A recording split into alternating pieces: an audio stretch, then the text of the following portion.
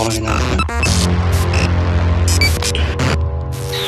has been paid for by the WZWA network.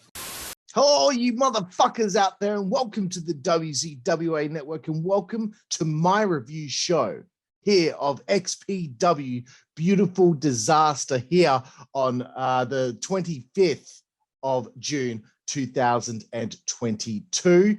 I'm your host, Karlifornia. A joy to be with you all. And yes, I'm here to review once again another XPW Pay Per View from Fite TV. And Beautiful Disaster again was at the Derby Room in Pomona, California. So again, very excited for another installment of XPW on Pay Per View. Let's crack on with it. Hey, we start the show off with Chris Kloss coming out. My good friend, Mr. Chris Kloss. You can see my exclusive interview with him on our YouTube channel on the Insider's Edge podcast. But back to the show. I'm still hoping that one day we will have a big X for the entranceway, but I understand these things happen. It's just going to take some time, I guess, for them to start building up to something like that. But they have improved the entranceway this time with the extra curtaining, so props to XPW on that. Chris makes his entrance. He's a total pro, especially with the mic situation. Right at the beginning, there's obviously some technical difficulties, but Chris handled it very well, and that's why he is one of the best. Moving forward, Rob Black makes his entrance to the ring. One thing I would say is that, I don't know, I think as the Fite TV pay-per-views begin, they're still fucking sorting out sound stuff. So it's hard to understand what people say on the microphone sometimes because of it. And because it's not coming directly through the feed, it's just the speakers in the building. So you kind of got to, like, I don't know, listen as carefully as possible to make out what's being said. But there was a saw going off in the background. I was like, what is going on there with that? I don't know if they were making shit for later in the show for the death matches or whatnot, but that was kind of irritating, but nothing that they can do about it. We have Chris Kloss with Cat Martini on commentary, which I was obviously very excited about. And my first pop of the proceedings was Chris Kloss saying to Cat Martini, a lot of things happen when you're around. So I know exactly what he was going on about there, because things do happen when she's around. There's nothing that can be done about it. She is gorgeous. Okay, let's move forward. Quarterfinal number 1. My home girl, the Brick House, Kamille, the NWA World Women's fucking Champion. In the first quarterfinal, taking on, I thought it's not a quarterfinal, it's just a first round because there weren't any semifinals, my bad. She takes on the virtuosa Deonna Purrazzo. This was probably the most anticipated singles match for me personally on the show, becoming a big fan of both of them in the last year. More so Kamille. She's my number 1, numero fucking uno. She is so impressive. Just walking out, she's impressive. Obviously, Deonna is one of the best going today. I thought this was a dream match. Deonna's been killing it in Impact. Camille's killing it in the NWA early on. Noticed a bit of wolf whistling from the crowd. I thought to myself, maybe don't do that for a show which is dedicated to the new World Women's Champion for XPW. Let's take it easy, boys. I get it. They're very good looking, but, you know, you can hold it in for a little bit, can't you? Surely. Just have a whack afterward, bro. Okay. I wrote, if you'll need a dedicated ring announcer, fly me in, bro. I will do a great job at that. I'm guessing their ring announcer did not make the show, so Chris had to do double duty. The ring bell, again, I don't know what the fuck was going on with the ring bell. Maybe they forgot to pack it or bring it along. Who knows? Anyway, to the match. I liked the back and forth with Kamille and Deonna both smacking each other on the ass. That was a nice touch. A bit of cheeky, no pun intended, mind games between the two of them. Kamille was in control for a good portion of the match here, and I like the story of Deonna weathering the storm. Just a great match. Kamille wins with the spear. What a fucking great opening match. I really wanted Kamille to win the belt, of course. Of course I did. I am totally biased, and that's all there is to it. So we get to the second match of the first round of the XPW Women's Championship tournament. Lindsay Snow takes on Ludark Shaitan. First time I'm seeing Ludark perform. I have seen Lindsay Snow perform before for GCW at the Tournament of Survival. And I don't think it was the right setting for her because she was in that fucking mess of a 6-person scramble. If they're going to keep doing those scrambles over at GCW, they need to tighten that shit up and get someone to fucking go over the match with everyone to ensure that it doesn't become a fucking clusterfuck like that was. Anyway, we're not reviewing GCW, we're reviewing XPW. So back on with it. I know there's problems because of the sun coming down at that time. And I wrote, can we get some lighting on the damn entranceway? These things fucking happen, okay? I'm just being impatient. You know, you need to, when you watch something like this in a venue that it's in at that time of day in that part of the country, you have to give them a bit of concessions, you know, with things like that. There's nothing they can do about the fact that the sun is affecting the cameras. And I'm going to get to some more about the production stuff a bit later on.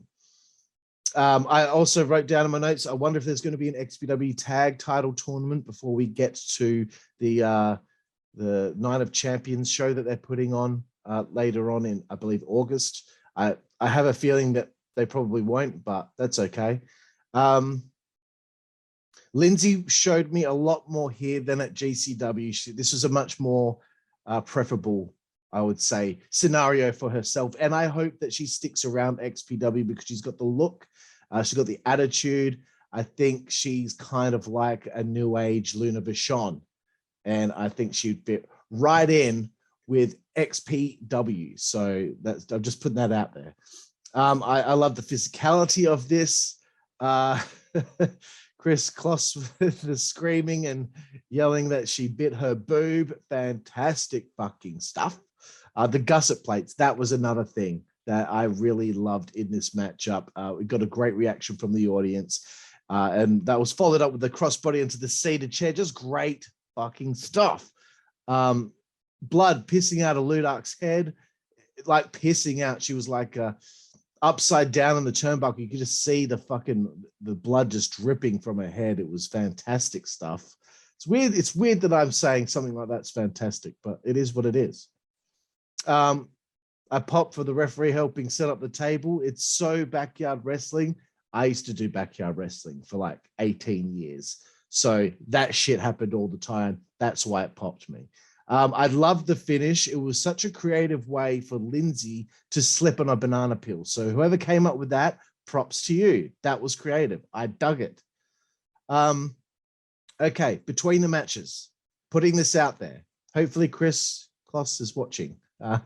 It would be good for me as a fan. It would be good to get just a tight shot of the commentators between the matches instead of just that wide shot where you're watching the ring be cleaned up or nothing's really happening. They're just setting up the next match or waiting for the next match. Whilst, you know, Chris and Kat, I don't know if Kat's going to keep continuing on commentary. I know she was on this show probably because of the women's tournament. But if she does continue on with Chris, or if Chris does have another, you know, co-commentator, I just think whilst you're both talking, let's get the camera on you. And, you know, because like I would have rather look at Kat Martini than look at the ring. That's just me as a normal human being. Right. So, and that's not a big deal. You know, it's not a big deal, but like the more Kat Martini on my screen, the better. First round, number 3, Chelsea Green, Sage Sin Supreme. Oh, this was, to me, I found that this was a very interesting pairing. And as soon as Chelsea Green's theme hits, anytime, anywhere, any place, I get going, brother. Not only is she gorgeous, but The theme song's got such a sexy guitar riff. I dig it. I like it. I like it.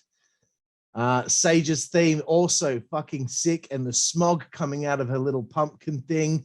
That's the best entrance of the night so far. As far as I'm concerned, the reaction that she got, the way that she hit that curtain and was already just in that character, I was impressed. I thought, you know what, we need more shit like that. We need the entrances to pop a little bit, and she made her entrance pop. Chelsea was doing great going after the heel heat. I loved hearing her swear and say, shut the fuck up. This is such a great setting. You know what I mean? It's so nice to have a wrestling product that doesn't insult my intelligence, and the human beings that are adults are actually swearing and saying curse words. What do you know? True to real fucking life. I love the part with Chelsea trying to walk out on the match like she wasn't getting paid enough for this, because Sage Sin Supreme was clearly a little, the mind games that's the nice storytelling that I like there. And I'm going to say this, having Kat on commentary was a good decision. She's not going to become the performer she needs to be without reps. And working with Chris Kloss will be a help indeed.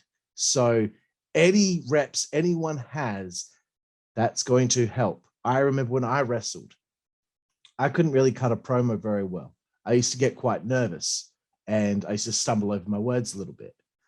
Then one day it suddenly clicked. One day, all of a sudden, I was like, holy shit, I'm actually pretty good. It took 7 years for that moment to take place. And I finally was actually a really good talker, and I just got better and better. And by, even further along the line, I was like fucking awesome at it. And I don't care. I'm putting myself over. But practice makes near perfect. No one's perfect, but Cat Martini nearly is. There was a situation here where I think Chelsea grabbed a chair from someone in the crowd, and I was like, was that Ron Jeremy? There's no way that they would let Ron Jeremy in the front row of a show dedicated to a women's title tournament. But man, at first I was like, shit, I think that's Ron Jeremy in front row. I thought to myself, this looks like a great venue to be at as a fan. The beers, there's comfortable places to sit. I'm sure it's a more of a relaxed atmosphere, so I could light up a cigarette if I wanted to. I mean, I'm not going to be smoking whilst in the crowd. I'll go to the side or whatever. I like this place. I like the Derby Room. Very cool. There was some brawling through the crowd. Sage tried to suplex Chelsea on the outside, but it ended up she ended up just rolling her over. And Chelsea no-sold it. That's how you pivot. When something doesn't quite work out, you don't sell it. And everyone at home's like, oh, they fucked that. She didn't sell it. She got straight back up. Good job, Chelsea. And I can confirm that guy was not Ron Jeremy when they got closer to him later in the match. Sage Sin Supreme wins. It was a good finish. And again, another compliment to Cat Martini. Cat, you have a beautiful laugh. Okay, this is something that I wanted to start bringing into this because as I was watching the show, Fite TV, that's where I was watching the show, there's a little chat section next to the video as you're watching it. And I wanted to respond to some of these fucking assholes and people making comments in the Fite TV chat. Under the username, this is bad. So first of all, cunt, you're already walking into this with a bad attitude. You're already, your username is this is bad. You paid for this thing and you made your username this is bad. So I would assume before you even started watching anything, you made the username, right? Maybe you did. Maybe you made it after the show had just begun. But here's what This Is Bad had to say. This is some low-rent production. You can see the bigger names with the wry smile. $20 was laughable in hindsight. Get fucked. They have your money now. Go fuck yourself, okay? You went into this looking to dislike it, okay? This is an indie show, okay? They're only starting to build up from, they've had like what, fucking 3 shows? Give them a break, bro. Like, give them a break. As far as I'm concerned, in comparison to some other fucking indie shit that I've seen lately, this wasn't too bad at all. If you look at the way that the Fite TV crew shot this thing, I was actually very impressed. I don't know what part of it made it a low rent production, cunt. So fuck you. Right. The first round, number 4, Taya Valkyrie takes on Australia's own Steph DeLander. So glad Steph is in this. I follow her on Twitter. I think she's funny and charming. So a lot of Aussie pride right here, Steph. Hell of a war between these two. There was one little portion of the match that was just a tiny little bit sloppy. I think Taya hit a German on Steph that had no elevation on Steph's bump, so she kind of just rolled through, kind of like the suplex Sage Sin hit on Chelsea on the outside earlier in the show. And then there was a preemptive bump from Taya after Steph went to kick her. Look, I don't mean to nitpick, but generally for this whole show, I'm going to be positive, so I have to throw in some negatives here and there.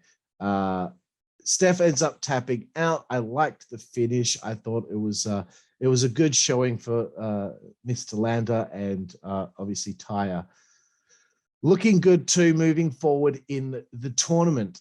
Here we go. Another situation in the chat on Fite TV. Mark from Buffalo was this guy's name. Why does my fucking feed keep getting cut out? I actually paid while 90% of assholes are watching for free. How's that a question mark? Is that a question?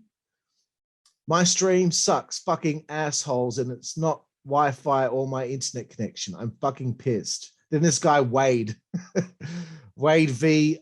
Rowe responds, Mark, it's obviously your internet because no one else is having issues. You're just an idiot. Fuck yeah, Wade. You fucking on you, mate. And then this Mark from Buffalo went on to wish people in the chat that they wish that they had AIDS of the asshole. He was going to find Wade's IP address and threatened him.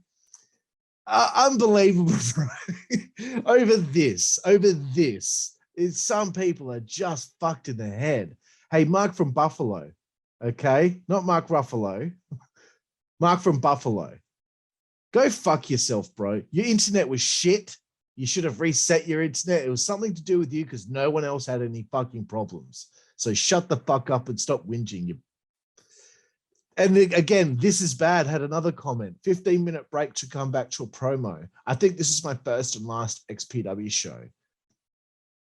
Like, okay, High Pitch Will came out, but to introduce fucking Sabu, you dumb cunt. So how about you give it a few fucking minutes? Give it a second, cunt. Fuck me dead. Some wrestling fans so fucking toxic, some of them out there. Give it a fucking chance, bro. You walked into this fucking ready to hate it. Here comes High Pitch Will. I hate High Pitch Will, okay? But I think it's going to get to a point where it starts to pop me, okay? I'm sure of it. It was great for Sabu to come out there. I don't know, but I'm sure they need to have High Pitch Will come out and do things because he's there. So you got to have him do something. But he handed Sabu a plaque, and I don't know what that plaque was. So I think somebody needed to go over with Will what exactly Sabu was doing there and what exactly he was being presented. You know, is it an XPW Hall of Fame plaque? Would that hurt to have made it something like that? I don't know. But it may be like an achievement award or something like that. Whatever, it needed to have a fucking name to it so we knew what it meant. That's just me. I'm nitpicking, but that's my job here on the show. The plaque needed a name, and I just don't think High Pitch Will was the right person to get to hand someone an award. Like, it's so distracting to the fucking nice moment that's supposed to be. Anyway, Dirty Ron McDonald, of all people, no one thought that he would be showing up, that's for sure. He ends up rocking up, interrupting Sabu. He lays Sabu the fuck out. It was honestly fucking pretty cool. I don't know where they're going with this. Some people in the chat were saying that maybe it's going to go with Dirty Ron versus Sabu in Sabu's retirement match. I don't see that happening. I don't think Sabu can wrestle again. You can check out my exclusive interview with him on the Insider's Edge podcast, though. But yeah, this Dirty Ron thing was great. And I have to say this. I'm just going to fucking say I don't really care. Whatever it is that's going on about him with Brett Lauderdale or whatever, I don't care. I think he's a great performer. And I like the character. I don't watch him for what he does in his personal life. That's just me. Couldn't give two fucks about whatever the fuck he did. Anyway, my boy Bo Cooper makes the save. You can see my interview with him on the Insider's Edge podcast on our YouTube channel. Bo Cooper, I was fucking pumped to see him make the save. That's great. Hoping this leads to a Bo Cooper Dirty Ron match at the next show or something to that degree. Dirty Ron's cutting a promo that we can't hear, but I got a small gist of it that, nobody can cancel him, whatever the fuck. Fair enough. This is the place for him to be in order to not get cancelled. And trust me, just keep him on the shows, keep going. Eventually people will forget about it and get over it because they'll be on to the next thing that they're mad at. Don't worry about it. This cancel culture shit, I don't really think means anything unless it's something really fucking bad.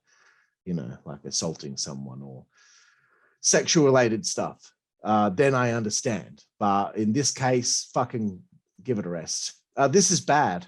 Also had this to say. Sabu on his feet, barely a wince, but call the cops. Shut the fuck up, cunt. Chris Kloss is talking about calling the cops because Dirty Ron was trespassing. He wasn't supposed to be there in story. So, of course, he's saying the cops are being called. He's not calling the cops because Sabu was assaulted. He's calling it because not only was he assaulted, but Dirty Ron was in a place he wasn't supposed to be. He wasn't supposed to be in the building. That's the story. You fucking idiot. Ghost of War. Before this 4-women ladder match. I don't know why Sage came back to death matches with a young child at home. Maybe to make some money, Ghost of War, you stupid fucking idiot. You fucking douchebag.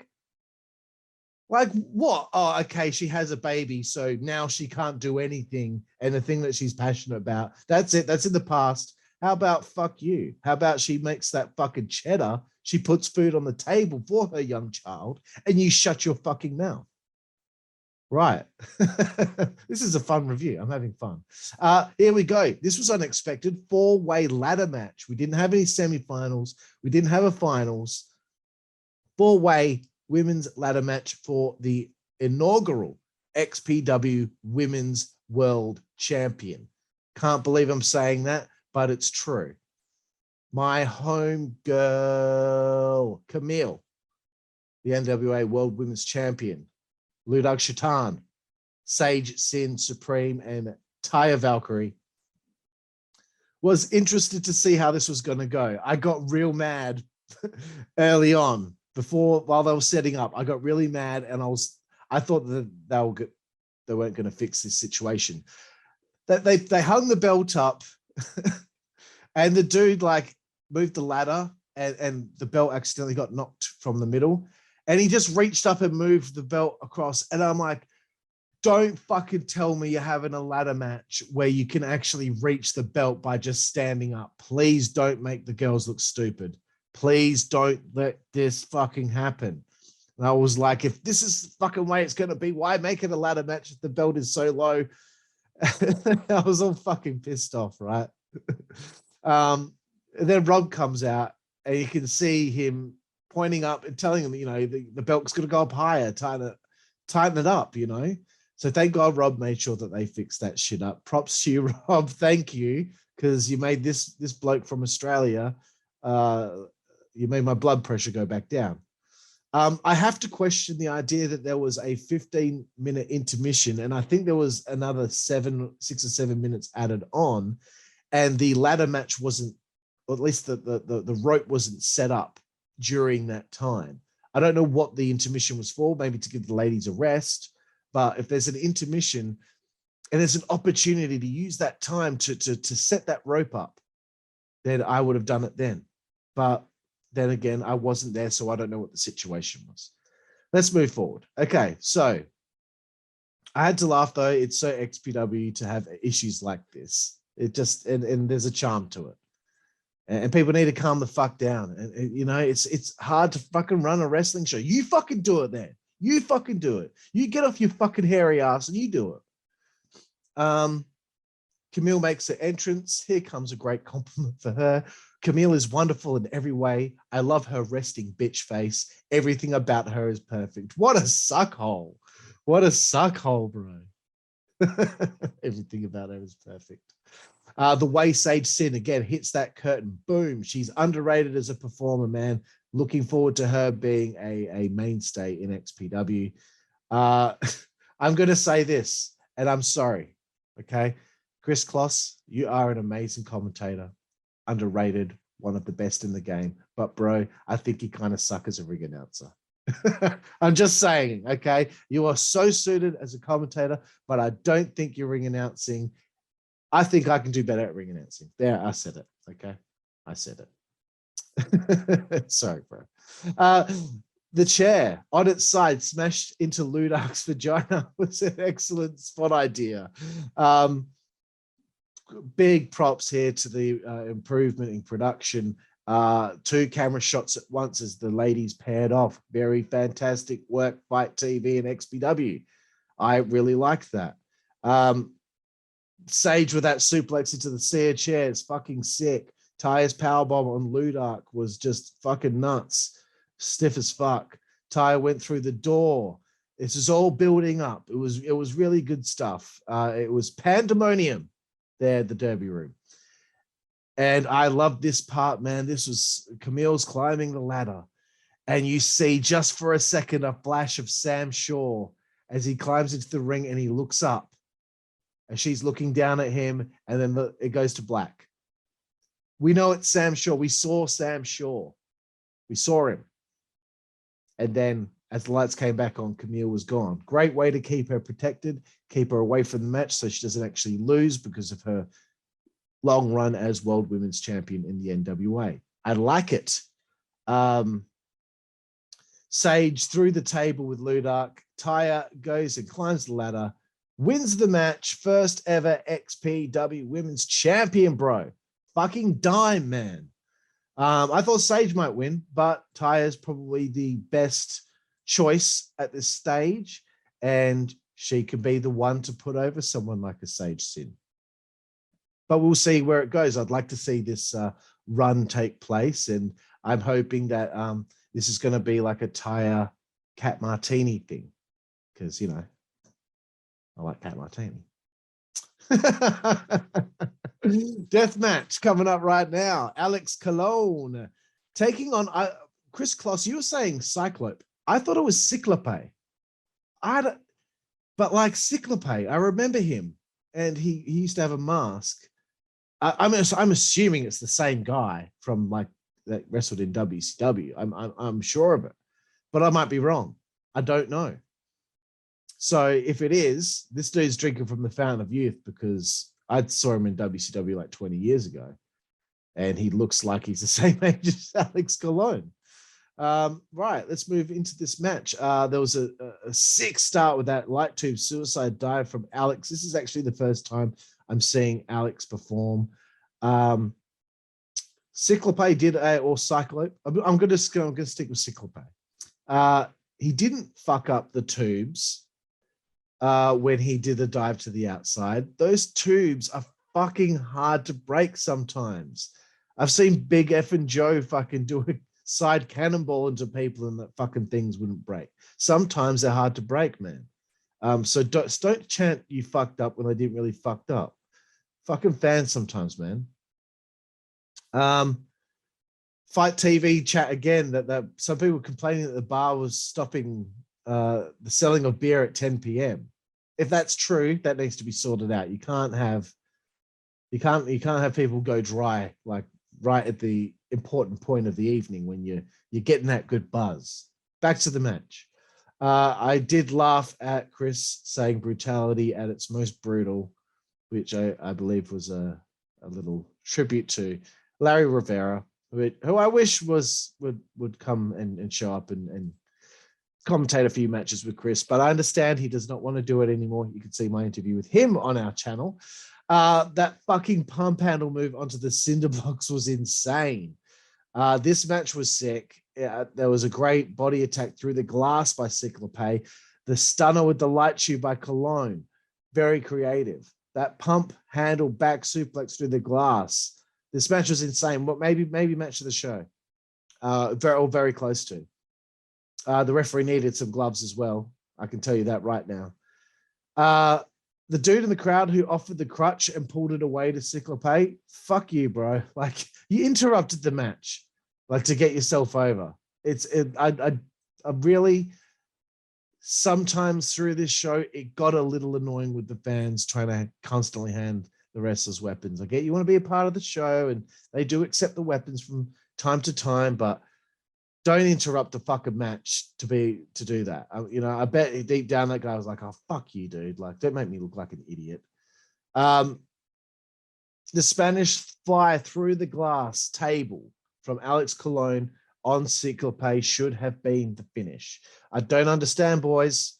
I don't understand why he kicked out of it, and then Alex just beat him with a roll up out of a fucking camel clutch. Why not just have the 3 count be the Spanish fly? It was the apex of the match. You didn't need to do that little extra thing. You needed to finish it right when it meant the most, and that's when it did. So I'm sorry, guys, but that's my thoughts on it. Again, between the death matches, I'm sure the ring goes there in a truck. Can we please get some push brooms, the long industrial push brooms? Throw 3 or 4 in that fucking truck and keep them in there. And at every fucking show, between each death match, you get the proper fucking brooms out and you sweep that shit properly. I swear to God, some of these gaps between these death matches were longer because the brooms that these guys were given were these fucking flimsy, shitty little brooms. Excuse me. Honestly, get them some push brooms, ones that fucking actually get the shit out of the fucking ring in a good amount of time. Excuse me. Okay. Again, although whilst I just did complain about that, there's the complaints in the Fite TV chat again about the long setup for the death matches. This is how it is. Have you ever been to a live deathmatch tournament or anything like that? The setup between the matches, especially if they've got specific things that they set up for the matches, sometimes that takes fucking ages. Sometimes they take the ropes down and replace them with barbed wire. That takes fucking ages to get done. So when you're there live, yeah, you have to sit through that. There's no way out of that situation. So get the fuck over it. This is how it fucking works. I'm sorry. I know I'm doing a review here and I'm critiquing things, but there are people out there that critique things that they don't know what the fuck they're talking about because they don't have to be a part of the company and sorting that out and setting that up. I would say this also about the show. I was not offended by the fact that we finished off with 3 death matches. But I think since it's been since November, I don't know what's going on with Brian Cage right now, but I think a title defense would have been okay. I know we have a King of the Death match on this show, but we haven't seen Brian since Rebirth. Like, between matches, can we get stuff like this is just an idea I'm putting out there. Get people to film shit from their phone, their webcam, whatever, to hear from Brian Cage for the first time since Rebirth. You can splice stuff in between the matches when you have these big breaks. If there's any way you can add stuff in to tide people over during those breaks by having some promos, maybe having some vignettes recorded, take that 10, 15 minutes to fill it up with stuff that, is meaningful. Then we finally get back to action, then people might not complain as much. That's just me. But I would have liked to have heard from Brian Cage and Willie Mack by now since that show. I'm sure it's coming, but just putting it out there. Okay, we got 2 to go. Sorry if I've been waffling on a little bit. MASADA, my boy, MASADA. And again, you can check my interview with him out on the channel. here on the WZWA network. Great fucking dude. He shoots on Shane Douglas, who apparently was supposed to be there. I was surprised by that. Called him a pussy bitch or whatever it was. Miedo Extremo is his opponent. Never heard of or seen this guy before, so but judging by his name, I'm sure he is Extreme. Some nice wrestling between these two before we start getting that extreme shit. Another thought, I'm still hoping for Tony DeVito and HC to join with MASADA to reform the Carnage crew, because I know both DeVito and Loke want to work for XPW. How do I know that? Because they told me on my podcast on the Insider's Edge on our channel here, the WZWA Network. Check them out. So a great war here. The skewers were confronting. Extremo's moonsault was dime. The skull fucker buster from MASADA off the apron through the table. I think Extremo missed it, so that was a pretty rough bump. Powerbomb onto the barbed wire bed was fucking solid. Again, skewers in the head, brainbuster through the chair, kick out. Fuck yeah, dude. MASADA wins with that spike Russian leg sweep with the skewers in Extremo's back. What a great finish. Great finish to this match. And I'm so happy that MASADA is somewhere where he is being appreciated. I'm digging it. And something tells me that they were playing a ring bell sound off the internet because it kept repeating like it's on a loop. Just saying. Right. Okay. Let's get to the main event of the evening. The king of the Deathmatch Championship, SHLAK, the champion, takes on Big F and Joe. We are big fans of Big F and Joe here on the WZWA network. Juicy Boy at first wasn't, but now he's seen the light. And I want to thank all of you out there for your complaints about what he said on our Karlifornia review. It pops the shit out of me, especially when someone called him the cunt with the shades. Awesome. Thank you. Thank you. He's not on this review today, unfortunately, because time was ticking today and I needed to get this done. And I hadn't heard from him, but I'm sure he'll be back in future. So I don't remember. I'm pretty sure SHLAK did not have the King of the Deathmatch Championship with him. And I'm just wondering why we don't have a championship with him. If he is the champion, I want to see him with that belt. Karlifornia, he talked about wanting the belt. Maybe I've missed something on XPW TV. And you got the XPW TV stuff that you can put between the setups of these matches. So again, just throwing it out there, you are recording stuff that can be put in on the show to tide us over on those big breaks. Sorry, let's move forward. Sorry. So SHLAK makes his entrance. This Montana chick with SHLAK. Fucking hell, man. So hot. It's hard to, it's difficult to fucking like concentrate with all these chicks sometimes. I can't handle it, man. Drives me up the wall. She's so hot. I did laugh at Big F and Joe smoking it looked like he took a toke of someone's weed on the way to the ring. Again, great to have a wrestling company that is so relaxed. I couldn't believe it. As the match is about to get underway, XPW Originals, Veronica Kane and Jasmine St. Clair, they rock up. I'm fucking elated. Chris Kloss making these stupid fucking noises when Jasmine shows up like he's blowing his load. He's just like going, oh. Fucking brilliant, bro. Fucking brilliant. You have me cackling all the way down here in Australia. The interaction between the three ladies was awesome. I loved it. I'm sure there's a lot of people out there be like, oh, that was shit. Like, what's the fucking point of that? Like, stop taking shit so seriously. I thought it was tremendous, but there is a little point, like, I'm wondering where this is leading to, and I hope it leads somewhere. I hope maybe like Big F and Joe ends up having Veronica as his, manager, and Jasmine finds someone to manage, and the girls, you know, the ex-girls can be on the show every single time. I think it's important. It's something that's been missing in wrestling for some time, is having the female manager or the female valet. We don't get it anymore. Like, there should be a plethora of them. It just doesn't seem to happen very often. Okay. Because there can be female managers and valets, and there can be female wrestlers. The managers and valets don't have to wrestle as well. So anyway, let's just get through this. Carl, stop rambling, stop mumbling. So SHLAK, I think he's definitely an attraction, and the perfect choice really to be king of the deathmatch right now.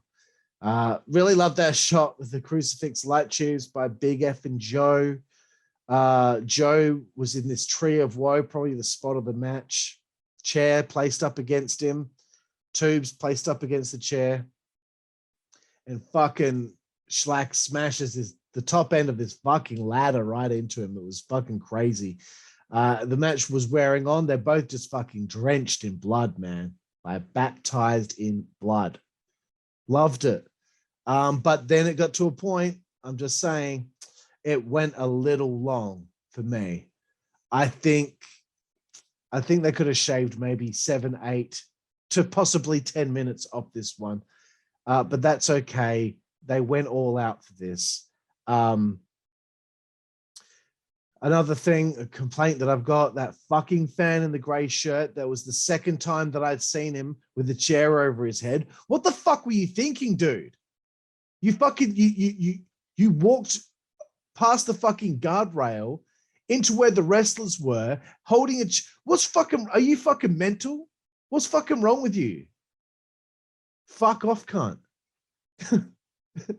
All right, get the fuck out. When I saw him getting pushed out, I was like, get the fuck out. Fucking idiot. It's so annoying. The Death Valley driver onto the ladder, great stuff. But again, I wrote, this has to end soon, surely. Again, another great spot was SHLAK smashing that table with just his fucking bare fists, grabbing half that table and smashing Joe over and over and over again like he's just trying to fucking slay a dragon. Finally finished it off with the elbow from the top rope onto the tubes. I was glad that was the finish. And at the end of the show right there, SHLAK retains the King of the Deathmatch Championship. I've very much enjoyed the show. So I guess all in all, really enjoyed the women's part of the show, enjoyed the death matches. There are still some improvements to be made with XPW, but I'm looking at this in a fair way as far as I'm concerned. You know, you can't expect the world from a company that's only just restarting up. But for what the resources they do have, for what they're doing right now, I think that they're doing a fantastic job. And I'm going to give this show a 7.5 out of 10. Nearly an 8, but a 7.5 out of 10. Fucking enjoyed it. Had a great time. I enjoyed this more than the last AEW pay-per-view, WWE. And I probably even say I enjoyed it more than Slammiversary, which was also a very enjoyable show. But Slammiversary had too many multi-person matches for my taste. So there we have it, 7.5 out of 10. And our review show here, my review show here of XPW Beautiful Disaster 2022. I'm your host, Karlifornia. Thank you for joining me. And we will see you down the fucking road. Network, that's the way we play. Good God Almighty. Don't pay network, that's the way we play. Get puppies. Don't pay network, that's the way we play. Get. The following announcement has been paid for by the WZWA network.